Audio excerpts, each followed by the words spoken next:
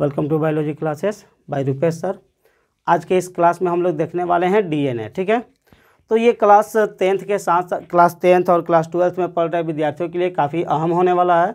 DNA क्या होता है, चूँकि समझेंगे यहाँ पे डीएनए को काफ़ी बारीकी तरीके से समझाया जाएगा। डीएनए क्या होता है, डीएनए की संरचना कैसी होती है, डीएनए करता क्या है। ठीक है, तो चलिए हम लोग देखते हैं डीएनए। डीएनए को देखने के पहले, डीएनए के बारे में पढ़ने के पहले आपको बता दिया जाए कि ये जो पढ़ाया जा रहा है इसका टोटल पीडीएफ आपको टेलीग्राम चैनल पर मिल जाएगा। हमारे इसी नाम से है, बायोलॉजी बाय रुपेश सर। तो वहाँ से जाकर आप इस क्लास का पीडीएफ आप प्राप्त कर सकते हैं। चलिए देखते हैं हम लोग डीएनए। ठीक है, तो डीएनए के बारे में बताया जाता है बाबू कि डीएनए क्या है, तो एक प्रकार का केंद्रक अम्ल है। ठीक है, डीएनए एक प्रकार का केंद्रक अम्ल है, न्यूक्लिक एसिड है। इसे मैक्रोमोलेक्यूल बृहद अणु के नाम से भी जाना जाता है। मैक्रो मॉलिक्यूल, ठीक है, एक प्रकार का बृहद अणु है। फिर बाबू बताया जाता है कि डीएनए जो होता है यह क्या होता है, तो निगेटिव एसिडिक नेचर का होता है, एसिडिक इन नेचर। ठीक है, इसके बाद यह क्या होता है, तो ऋण आवेशित होता है, ऋण आवेशित होता है।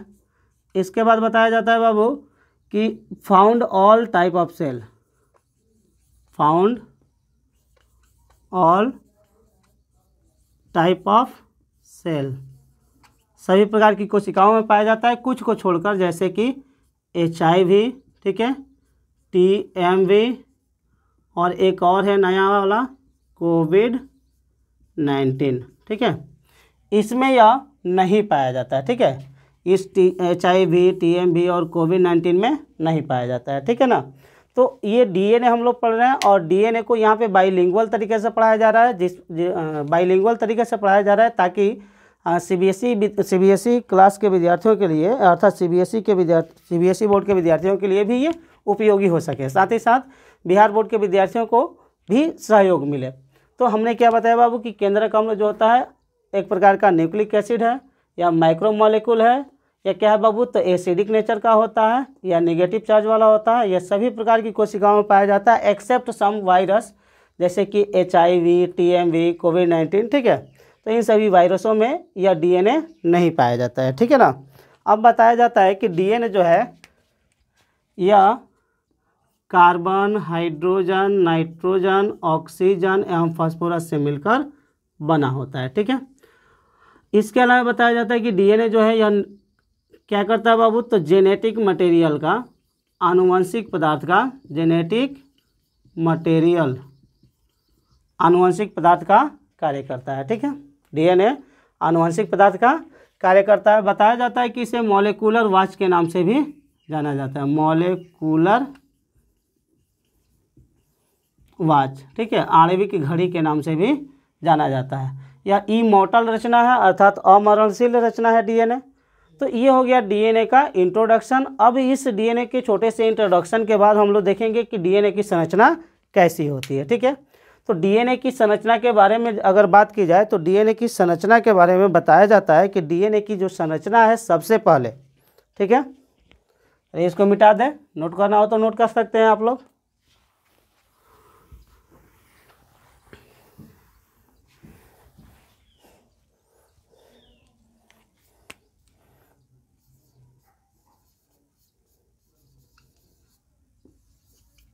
Structure of DNA. ठीक है, डीएनए की संरचना, डीएनए की संरचना के बारे में बताएं हम कि डीएनए की जो संरचना है सबसे पहले वाटसन एवं क्रिक। ठीक है, डीएनए की संरचना सबसे पहले वाटसन एवं क्रिक ने 1953 ईस्वी में प्रस्तुत किया। कब किया बाबू, 1953 ईस्वी में। ठीक है, डीएनए की संरचना सबसे पहले जेम्स वाटसन और फ्रेडरिक क्रिक, अर्थात वाटसन और क्रिक ने 1953 ईस्वी में प्रस्तुत किया, जिसके वजह से डीएनए की संरचना को Watson and Crick model of DNA, Watson एवं क्रिक मॉडल ऑफ डीएनए या double helix model of DNA के नाम से जानते हैं। ठीक है, डीएनए की संरचना सबसे पहले वाटसन और क्रिक ने प्रस्तुत किया, जिसके वजह से डीएनए को यानी डीएनए की संरचना को Watson and Crick model of DNA, ठीक है, या double helix model of DNA के नाम से जाना जाता है। अब यहाँ पे हम लोग डीएनए की एक संरचना बना लेंगे ताकि हम लोग को आसान होगा पढ़ने में।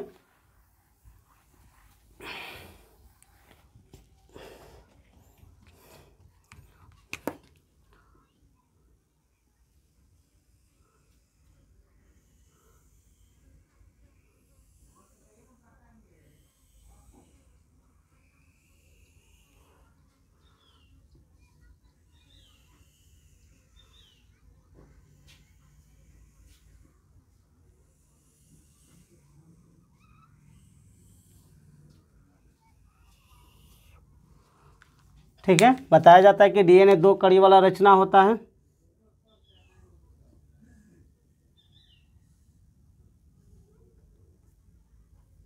डीएनए 2 कड़ियों से मिलकर बना होता है according to Watson and Crick. ठीक है, वाटसन और क्रिक मॉडल ऑफ डीएनए के अनुसार बताया जाता है कि डीएनए 2 कड़ियों से मिलकर बना होता है और दोनों कड़ियाँ एक दूसरे के विपरीत दिशा में होती है। ठीक है, दोनों कड़ियाँ एक दूसरे के विपरीत दिशा में होती है।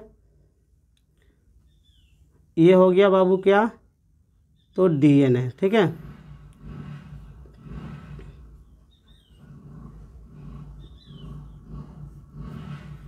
अब देखिए ये हो गया आपके सामने क्या बाबू, तो डीएनए। ठीक है ना, डीएनए के बारे में बताया गया। हम लोग देखें कि डीएनए की संरचना सबसे पहले वाटसन और क्रिक ने 1953 ईस्वी में प्रस्तुत किया, इसलिए डीएनए की संरचना को Watson and Crick model of DNA या double helix model of DNA के नाम से जानते हैं। अब इसमें बताया जाता है बाबू कि डीएनए 2 कड़ियों से मिलकर बना होता है। ठीक है, डीएनए डबल स्टैंडर्ड होता है। डीएनए क्या होता है बाबू, डबल स्ट्रैंडेड, माने 2 कड़ियों से मिलकर बना होता है। ठीक है, डीएनए कितने कड़ियों से, 2 कड़ियों से मिलकर बना होता है। जैसे इसमें दिख रहा है 2 कड़ी है और दोनों कड़ी एक दूसरे के विपरीत दिशा में है। दोनों कड़ी एक दूसरे के किस दिशा में है बाबू, तो विपरीत दिशा में है। ठीक है, दोनों कड़ी एक दूसरे के विपरीत दिशा में होती है। दोनों कड़ियों के बीच की दूरी, ठीक है, ये अपोजिट डायरेक्शन में होता है। दोनों कड़ी अपोजिट डायरेक्शन में होते हैं।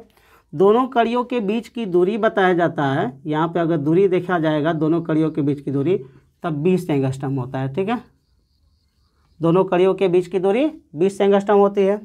अब कह रहा है कि दोनों कड़ियों के घुमाव के कारण एक माइनर ग्रूव और एक मेजर ग्रूव का निर्माण होता है। ठीक है, माइनर ग्रूव और मेजर ग्रूव, इस 2 ग्रूव अर्थात खाई का निर्माण होता है। इसमें ये क्या है बाबू, तो ये हो गया माइनर ग्रूव,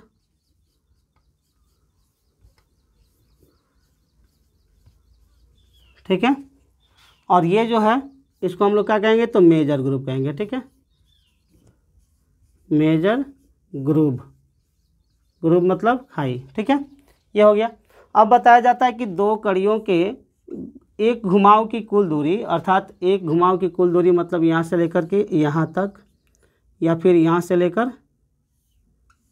यहाँ तक। ठीक है, दोनों कड़ियों के एक घुमाव की जो कुल दूरी होती है वह कितनी होती है, अर्थात 2 माइनर ग्रुप या 2 मेजर ग्रुप के बीच की दूरी जो होती है बाबू, बताया जाता है कि 34 एंगस्ट्रम होती है। तो कितनी होती है, 34 एंगस्ट्रम। किसके अनुसार, तो Watson and Crick model of DNA के अनुसार। ठीक है, तो 2 गहरी खाई या 2 छिछली खाई के बीच की दूरी 34 एंगस्ट्रम होती है। अब बताया जाता है कि 2 न्यूक्लियोटाइड के जो बीच की दूरी होती है, ठीक है, 2 न्यूक्लियोटाइड के बीच की जो दूरी होती है वह कितनी होती है बाबू, तो 3.4 एंगस्ट्रम। ठीक है, ये हो गया। 2 न्यूक्लियोटाइड के बीच की दूरी यहाँ पे क्या लिख सकते हैं कि 2 न्यूक्लियोटाइड के बीच की दूरी 3.4 एंगस्ट्रम होती है। एक घुमाव की कुल दूरी 34 एंगस्ट्रम होती है। डीएनए के एक घुमाव में कुल 10 न्यूक्लियोटाइड के जोड़े पाए जाते हैं, न्यूक्लियोटाइड। ठीक है, 10 pair of nucleotide in one pitch, 10 pair of nucleotide. ठीक है। एक घुमाव में कुल 10 न्यूक्लियोटाइड के जोड़े पाए जाते हैं, ठीक है ना। तो ये हो गया क्या बाबू, डीएनए का स्ट्रक्चर। अब फिर बताया जाता है कि डीएनए में जो शुगर होता है, ठीक है, फास्फोरस के साथ जुड़ा रहता है और वहीं शुगर नाइट्रोजनस बेस के साथ जुड़ा रहता है। तो चलिए यहाँ पे फिर इसका हम लोग एक्सरे तैयार कर ले डीएनए का। डीएनए का एक्सरे तैयार करने का मतलब है कि यहाँ पे शुगर, फिर इधर शुगर होगा, ठीक है, फिर इधर भी शुगर होगा, इधर भी शुगर होगा, फिर शुगर शुगर, ठीक है। अब इसमें कनेक्शन होगा क्या बाबू, दोनों कड़ियों में, तो इधर भी फास्फोरस होगा, इधर भी फास्फोरस होगा, फिर इधर फास्फोरस,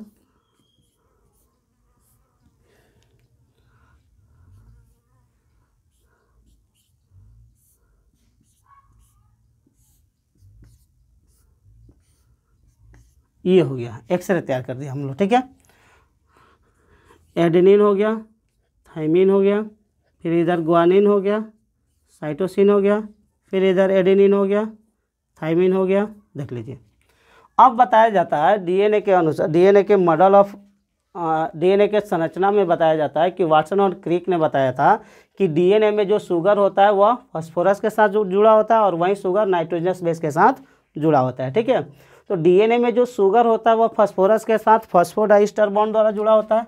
यहाँ पे जो बॉन्ड होगा बाबू, उस बॉन्ड का नाम क्या रखेंगे हम लोग, फॉस्फोडाइस्टर बॉन्ड, ठीक है, फॉस्फोडाइस्टर बॉन्ड।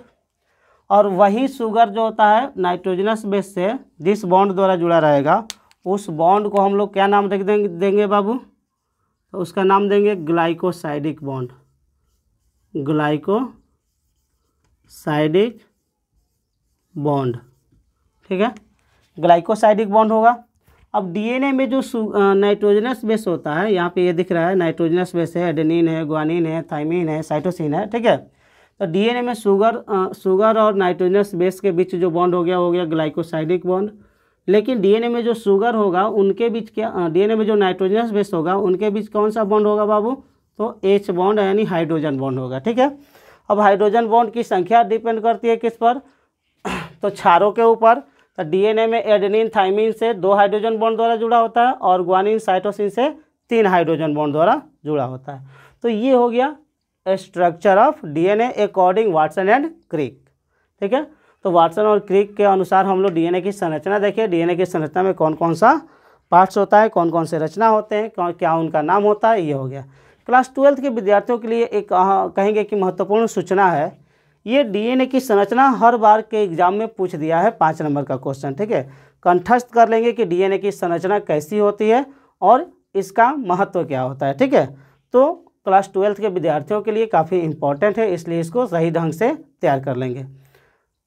आपको ये भी बता दें कि आप इस चैनल पर यदि नए हैं तो इस चैनल को सब्सक्राइब भी कर लेंगे, लाइक भी कर लेंगे और ज़्यादा से ज़्यादा शेयर करेंगे और साथ ही साथ हमको कमेंट करके बताते रहेंगे कि ये वीडियो जो है आपको कैसा लगा, ठीक है। तब तक के लिए धन्यवाद।